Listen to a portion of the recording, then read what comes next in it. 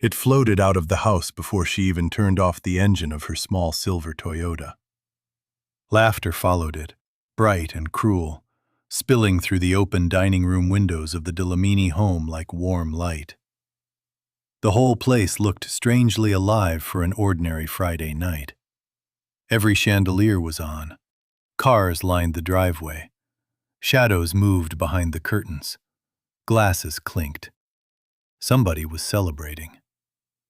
Zinhle sat in the driver's seat for a moment, her fingers resting on the wheel, her body heavy with exhaustion. She had just finished a double shift at a public hospital in Johannesburg. Her feet ached. Her back hurt. Her Navy nurse's uniform was creased from hours of running between beds, checking IV lines, calming frightened patients, and skipping her own meals so other people could eat first. A child in Ward C had developed a fever. An elderly woman had panicked before surgery. A young mother had cried because she could not afford the medicine her son needed. And Zinhle had stayed long after her shift to call social services and beg for help. That was who she was. She stayed. She carried other people's pain, even when no one carried hers. She looked at her reflection in the rearview mirror. Her face was beautiful, but tired. Her cheekbones were sharp from stress.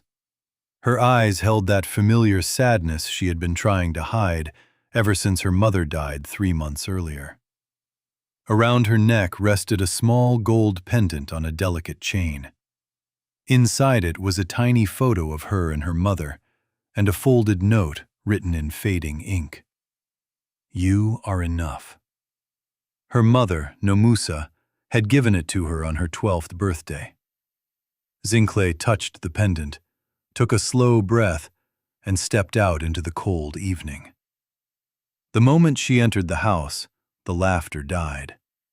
The silence was so sudden it felt staged. At the head of the long dining table sat her husband, Sibusiso Dlamini, tall, polished, handsome in an expensive charcoal blazer. Once, his face had made her feel safe. Once, his smile had made her believe love could cross any distance. Class, money, family, history. Tonight, his expression was hard and unreadable. To his right sat his mother, Tandi Dlamini, stiff-backed and elegant in a silk dress, her mouth already twisted into judgment. His father, Mandla, held a glass of red wine and didn't bother to greet her. His younger sister, Lerato, lifted her phone slightly, as if she had been waiting for this exact moment to begin recording. And to Sibusiso's left sat a woman Zinhle had never seen before. She was stunning in a polished, effortless way. Smooth skin, perfect hair. Diamond earrings that caught the light each time she moved her head. Her dress looked imported. Her nails were the color of red wine. She sat too close to Zinhle's husband, and the hand resting near his on the table was far too comfortable to belong to a stranger. Tandi smiled first. It was the kind of smile that never reached the eyes. "Well," she said slowly, "the nurse has finally remembered she has a family." A few people at the table laughed. Zinhle placed her bag near the door and forced her voice to stay calm. "I'm sorry I'm late. Things were difficult at the hospital. One of my patients—" "There is always some patient," Lerato cut in, rolling her eyes. "Always some reason. Always some emergency. If you managed your life better, maybe you would arrive looking like a wife and not like hired staff." The room hummed with quiet amusement. Zinhle swallowed the sharp reply that rose to her throat. She had done this for years, swallowed insults, buried hurt, smiled through humiliation. Because every time she defended herself, Sibusiso would later accuse her of creating tension. She looked at him now, waiting for him to say something. He did not. Instead, He straightened in his chair and gestured toward the woman beside him. "Zinhle," he said in a flat voice. "This is Ayanda Kumalo. We've been working together for a few months on a property development project." Ayanda extended her hand with polished grace. "I've heard so much about you." The words sounded kind. The tone did not.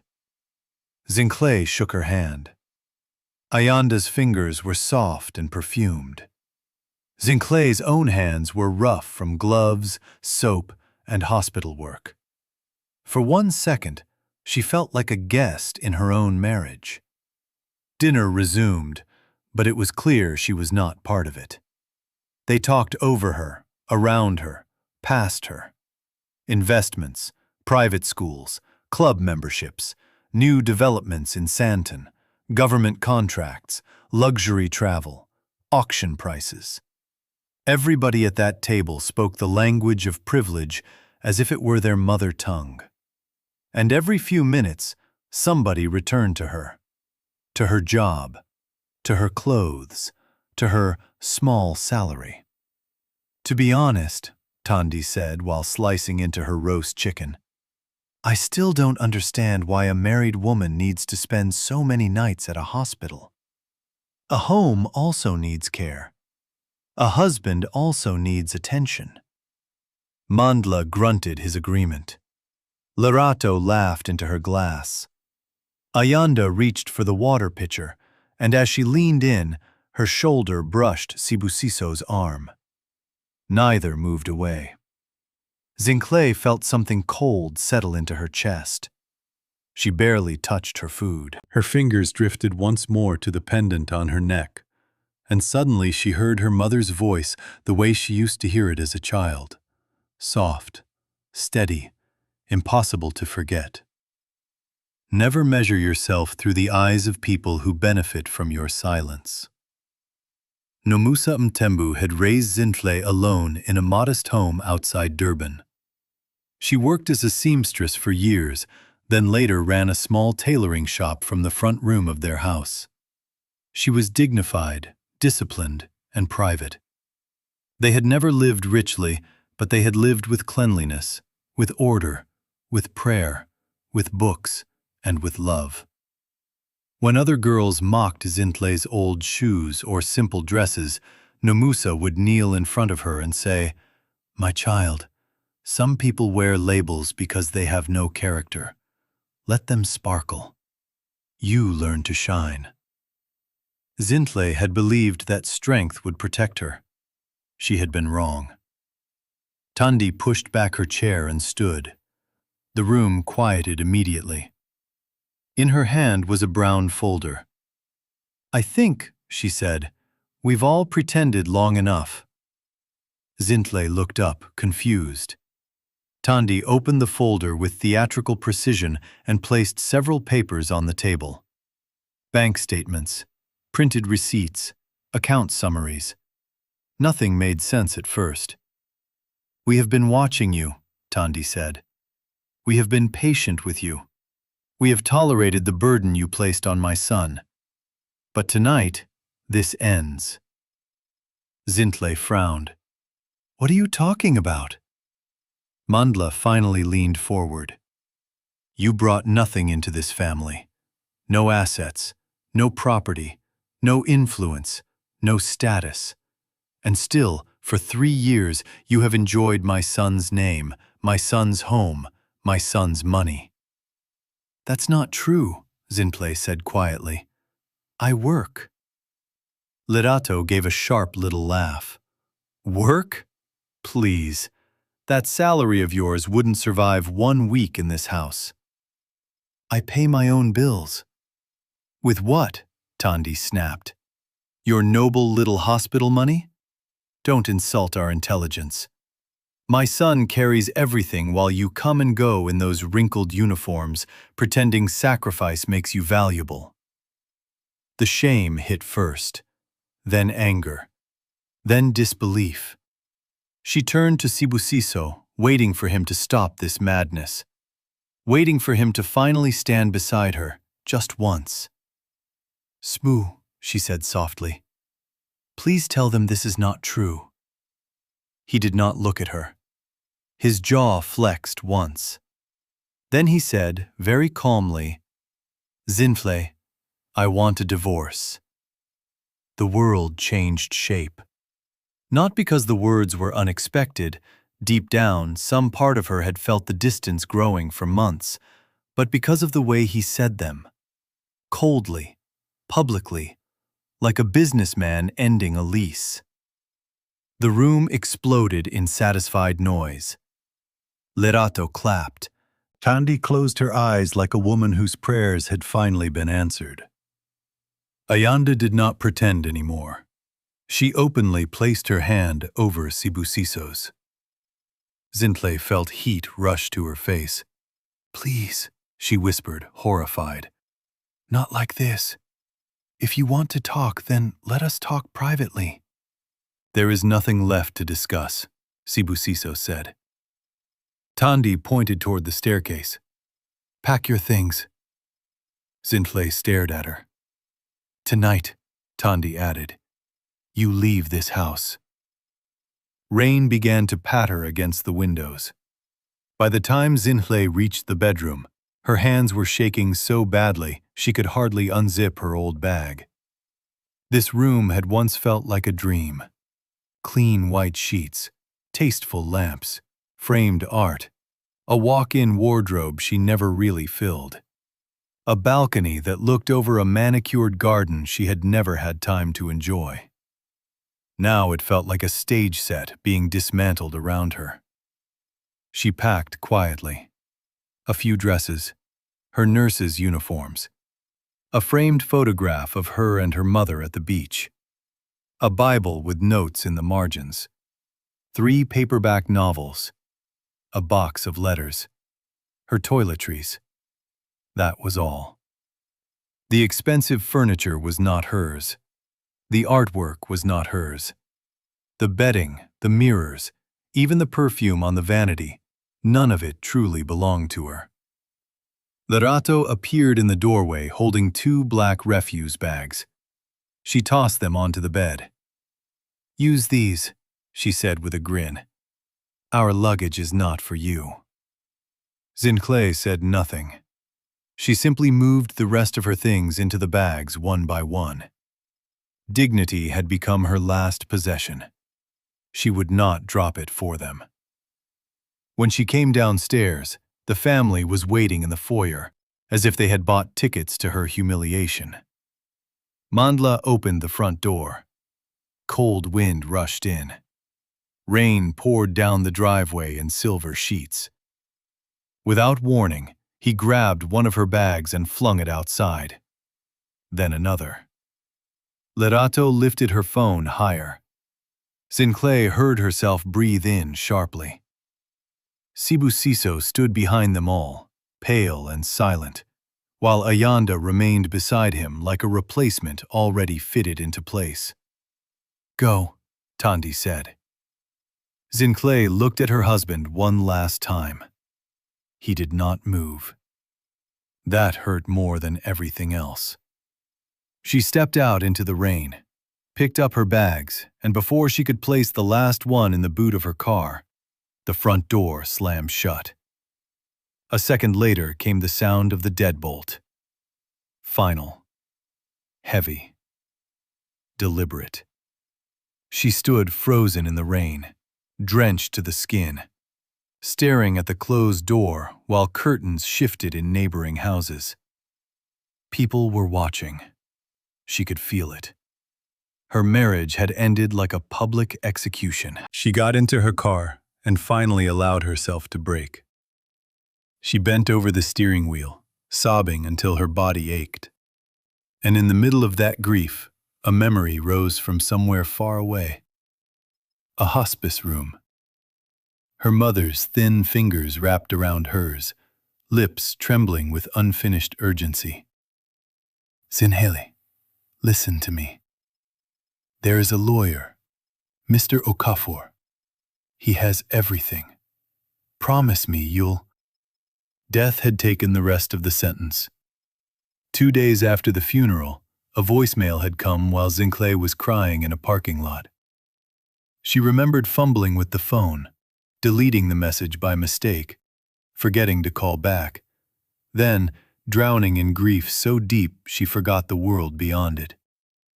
Now, in the dark outside the house that had just rejected her, she remembered the name, Okafor. But exhaustion and pain were louder than memory that night.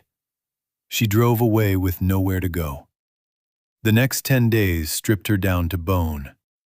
She spent 2 nights in her car before a colleague let her sleep on a couch. Then that ended when whispers began at the hospital. By the second week, she was called into administration and told, with polished regret, that a donor family connected to the Dlaminis had lodged serious concerns about her professionalism. They thanked her for her service and let her go. She walked out carrying a cardboard box and the last fragment of the life she had built. When she tried calling Sibusiso, she discovered he had blocked her. When she called his mother, Tandi answered once, only to say, "A woman should know when she has been tolerated long enough." Then she hung up. 3 days later, a society page on social media carried pictures of Sibusiso Dlamini and Ayanda Kumalo at an engagement dinner. The comments called them a power couple. Zinhle stared at the screen until her vision blurred. After that, she stopped expecting mercy. One Thursday morning, hungry, sleepless, and dizzy, she went to a free clinic in Hillbrow because she thought she might collapse. At the reception desk sat an older nurse with kind eyes and silver threads in her braided hair. She looked up once and gasped softly, "Nomusa's daughter?" Zinhle froze. "You knew my mother?" The woman came around the desk and held her before Zinhle could answer. It was such a simple act.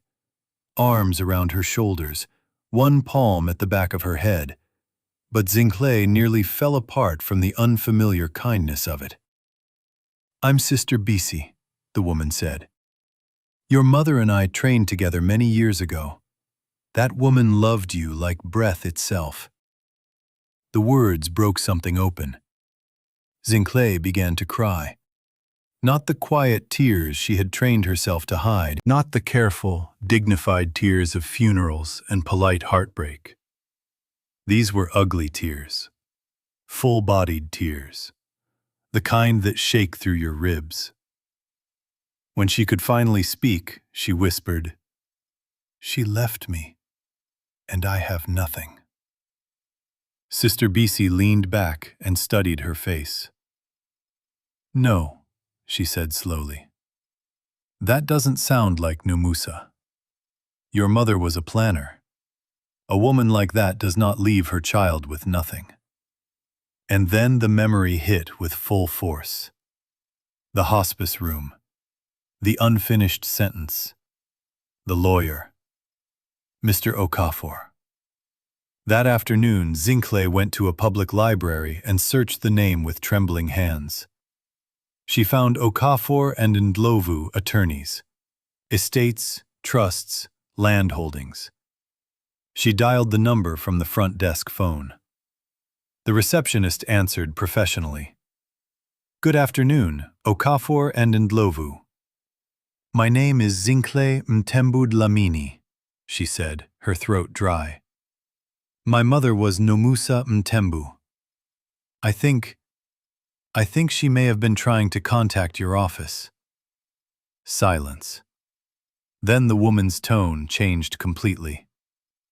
"Ms. Mtembu Dlamini, we have been trying to locate you for months. Mr. Okafor asked that you come in as soon as possible. Can you be here tomorrow morning?" Zinhle hung up and sat very still. Hope was a dangerous thing when your life had just collapsed. She barely slept that night. The next morning, she wore the cleanest clothes she had left. A simple cream blouse, black trousers, and the pendant at her throat. The offices of Okafor and Ndlovu stood in an old building in central Johannesburg, elegant and quiet, with polished floors and framed black and white photographs of African cityscapes through the decades. Mr. Chike Okafor was in his 60s, with a calm face and warm, observant eyes.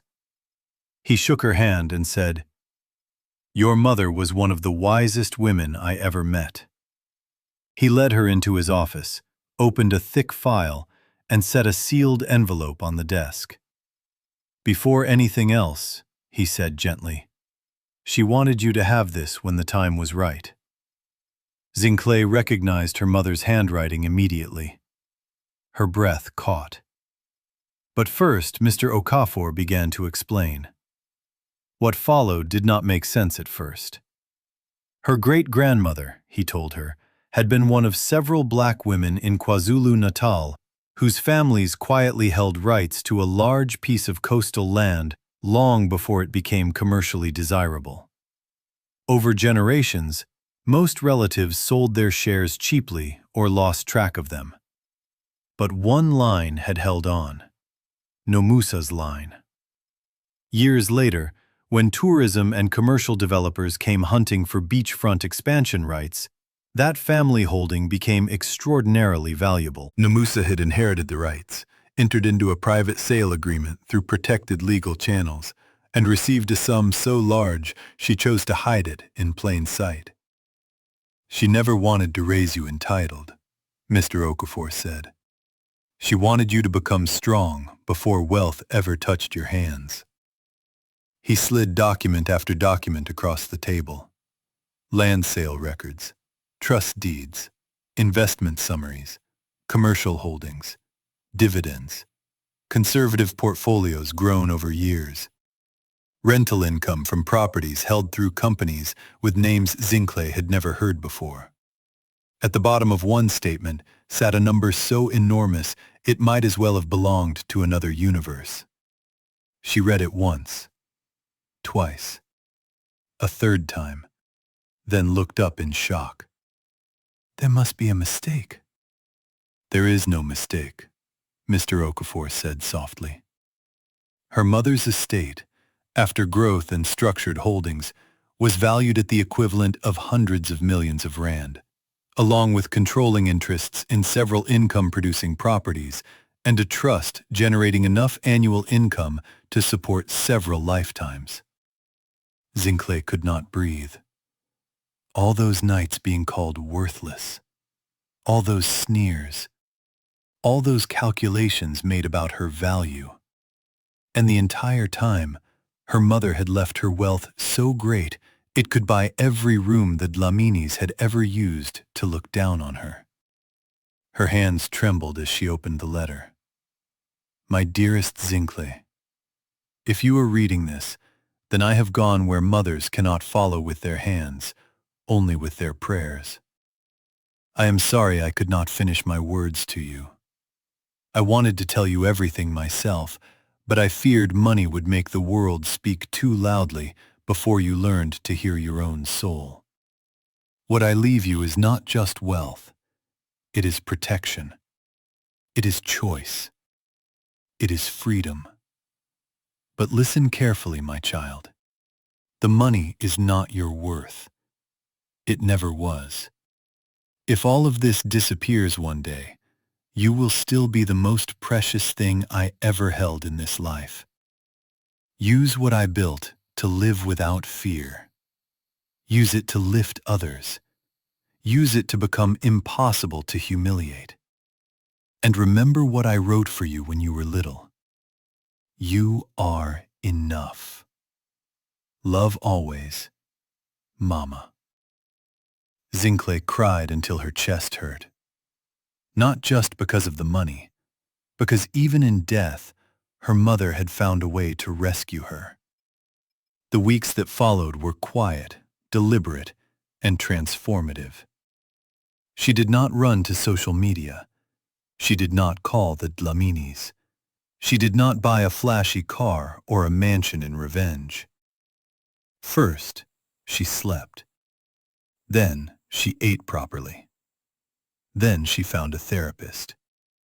She met accountants, legal advisors, and trust managers. She restored her mother's maiden surname, quietly separating herself from the Dlamini name before the divorce papers were even finalized.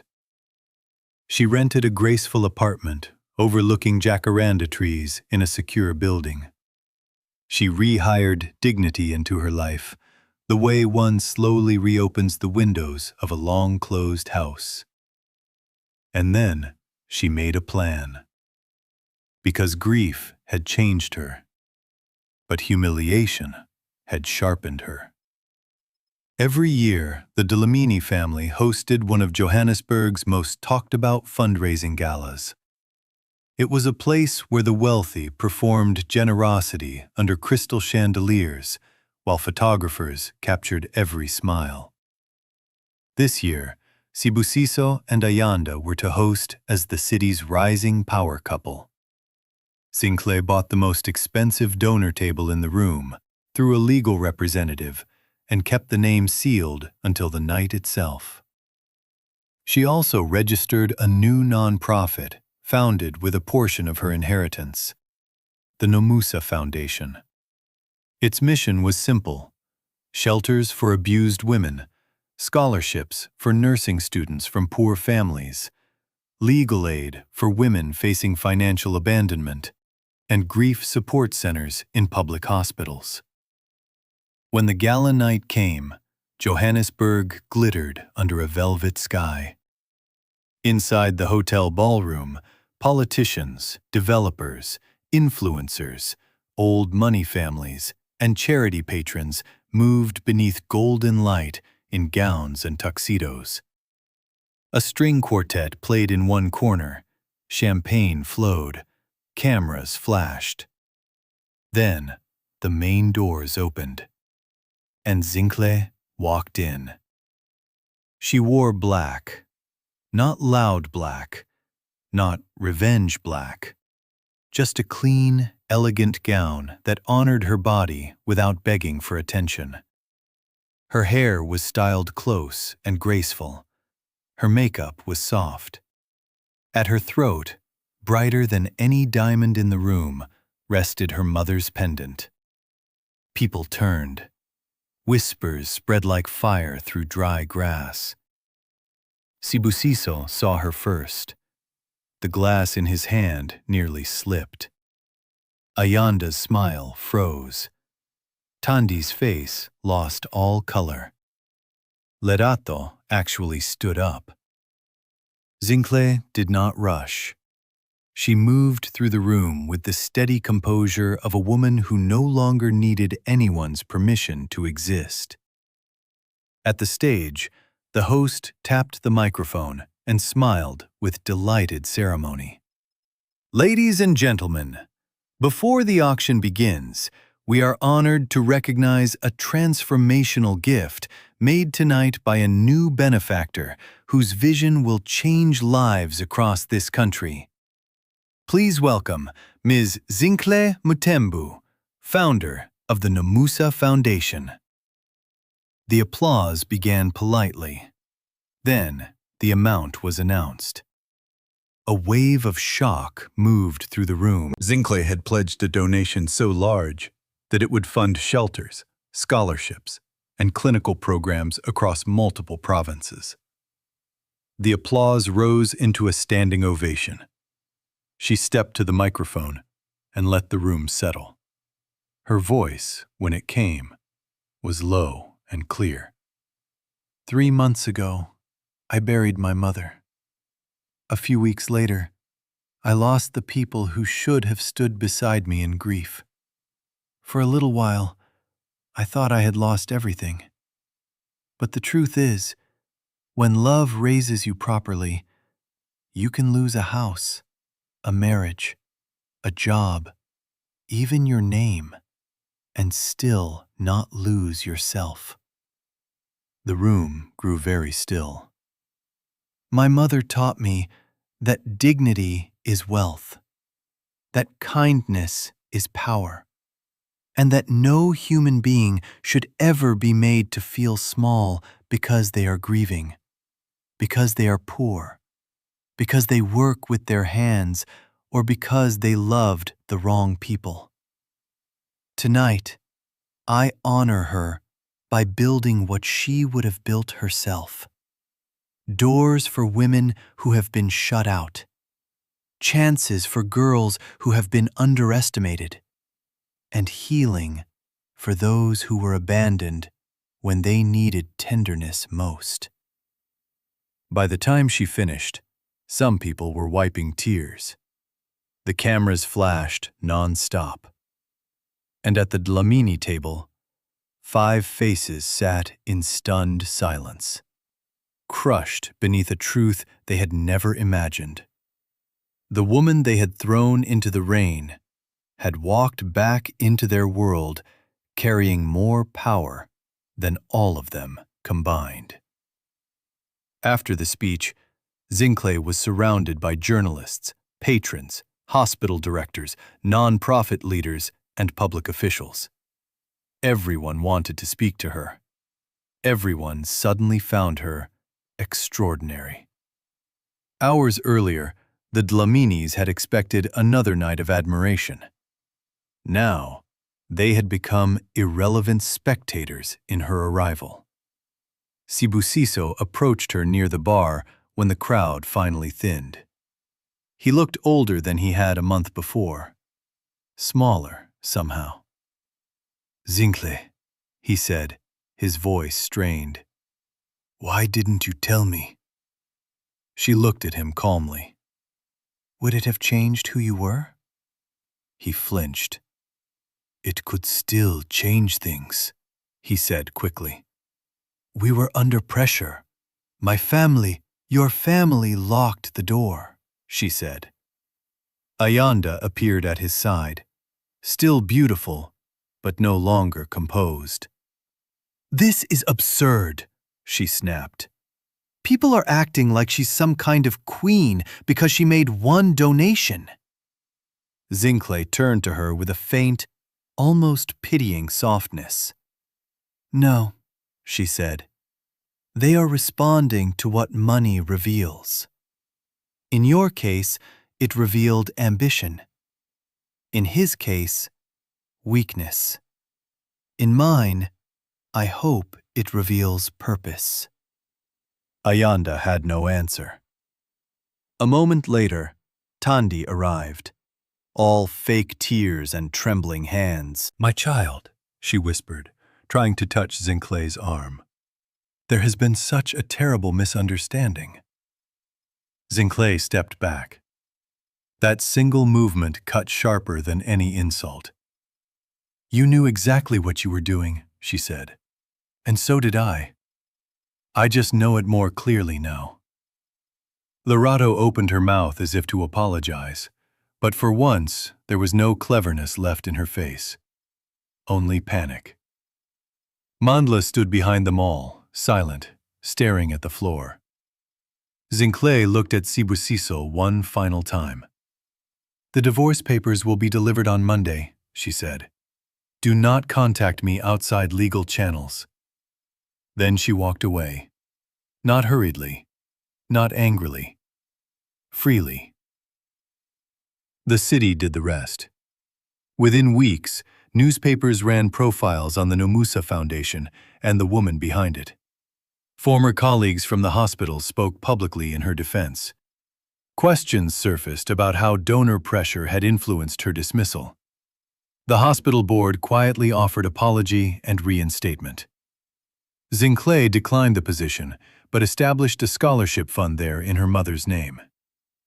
Sibusiso's business began to suffer. Investors who had once admired his image no longer trusted his judgment. A man willing to publicly humiliate his wife for status did not look stable in boardrooms. Partnerships cooled. Invitations slowed. Then disappeared. Ayanda ended the engagement before the year was out. Tandi tried twice to arrange a private meeting. Both requests were denied. Lerato sent a long message one night claiming she had changed and asking for forgiveness. Zinhle read it once and archived it. Mandla never wrote at all. One afternoon, months later, the entire Dlamini family arrived unannounced at the foundation offices. They were received by security, and a polished young administrator who listened to their request disappeared inside and returned with a single sentence. Ms. Mtembu wishes you peace, but not access. That was all. And it was enough. Because real power does not always roar. Sometimes it simply closes the gate and continues healing. A year passed. Then another. 3 women's shelters opened under the Nomusa Foundation banner. Dozens of nursing students received bursaries. Legal clinics helped abandoned wives recover maintenance and property rights. Small grief rooms were built inside public hospitals so families could cry in private without being chased into corridors. Zinhle visited each project herself. She listened more than she spoke. She remembered what it meant to be unseen. One winter afternoon, after opening a counseling center in Durban, she stopped by the beachfront where her mother used to take her as a child. The ocean rolled in silver blue under the late sun. Wind tugged gently at her coat. On a bench nearby sat a young woman crying while a man stood over her, hissing insults in a low, furious voice. "You are nothing without me." The sentence crossed the air like a curse. Zinhle felt something old and familiar stir inside her. She walked over. Not dramatically, not angrily. Just firmly enough that the man stepped back when he saw her face. He muttered something and left. Zinhle sat beside the young woman and offered her a tissue first, then a card. The woman looked down at it through tears.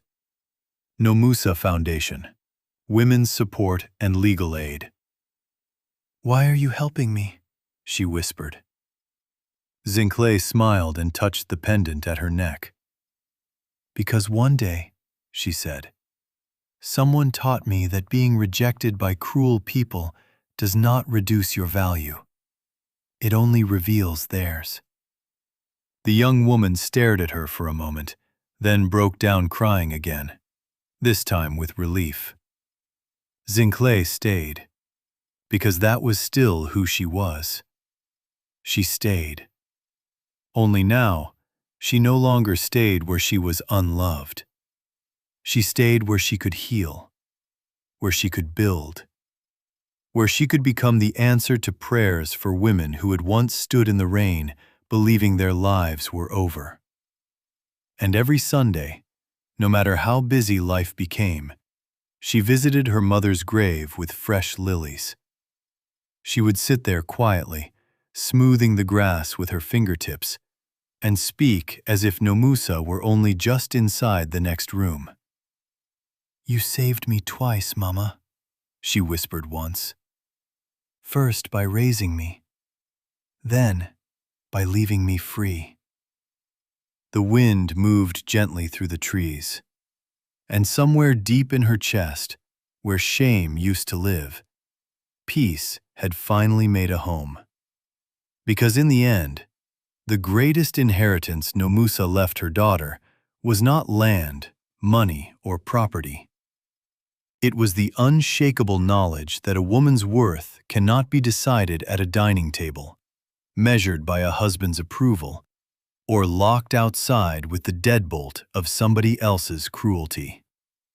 It belongs to her. It always did, and it always will.